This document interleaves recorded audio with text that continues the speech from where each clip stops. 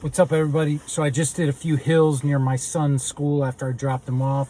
Had my 12-pound weight vest, went up and down just for a spot drill, just to do it. And it got me thinking about some discussions I've had about this divorce thing with people. And a lot of what I'm hearing is caught in a cycle of pleasing the other person or confidence or things that come up. And trust me, I've been there, done that.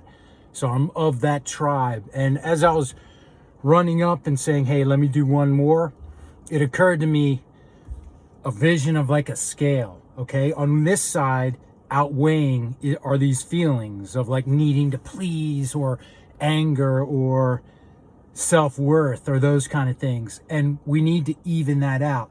These things will be here, this weight. I think to a degree we can't control them. We're human, and then we've been wedded to them for many years at some point, so we have to even that out. You can certainly do that through other forms of meditation and therapy or what have you, if you choose that route, or physical. But I think the point is to reset this scale. And this scale, we definitely want to pull things off of it. But I think if we focus just on pulling things off of it alone, we're able to hypercharge it if we can identify here what needs to come off of this part of the scale: pleasing, being authentic, not being authentic, deal with those.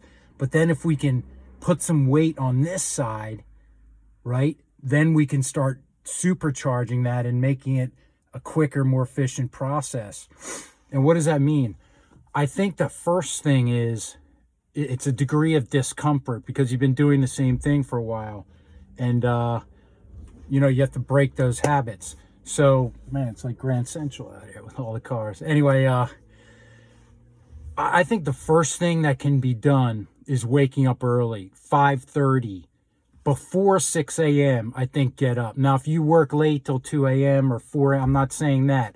But if you're able to get up early, there's just something magical about that. Your body and mind know you're getting going and investing in yourself.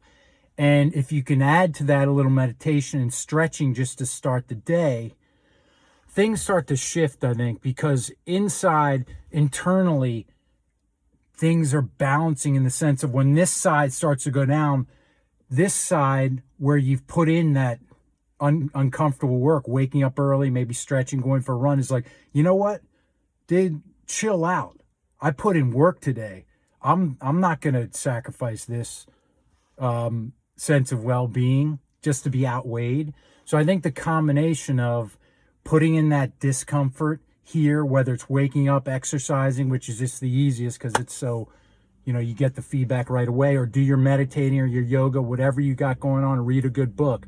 But put some time in to change the direction of your life, right? And you know what that is. The other thing is, really, I notice that when I get anxious about something, whether it be a part coming my way and I have to rehearse for, or a presentation, or cleaning the house, or things like that, I'm focusing on the outcome more than the process. Now, we heard this 1,000 times, but I think it's useful to think of, hey, put my focus on the process and get excited about that, and then break it down. Then the rest will take care of itself. Conceptually, that's easy to get. You'll write it down and think about it, but until you put it into practice, self-talk and those kind of things. Some of you are talking about dating or starting a new business or just getting out of bed in the morning.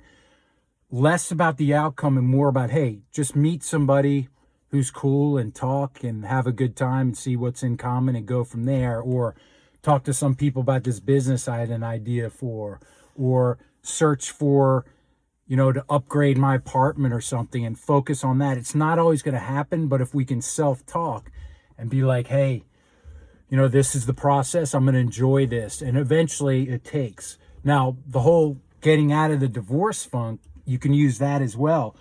I'm in a cloud. I don't see, maybe I'll do this. I might do this. Well, I'm going to focus on what I can control each day, which is just getting 10 push-ups in and getting up by 6 a.m. I'm telling you, if you just do 10 push-ups and get up by 6 a.m. each day, That'll build on itself, and you won't need me blabbing because it'll be self-generating.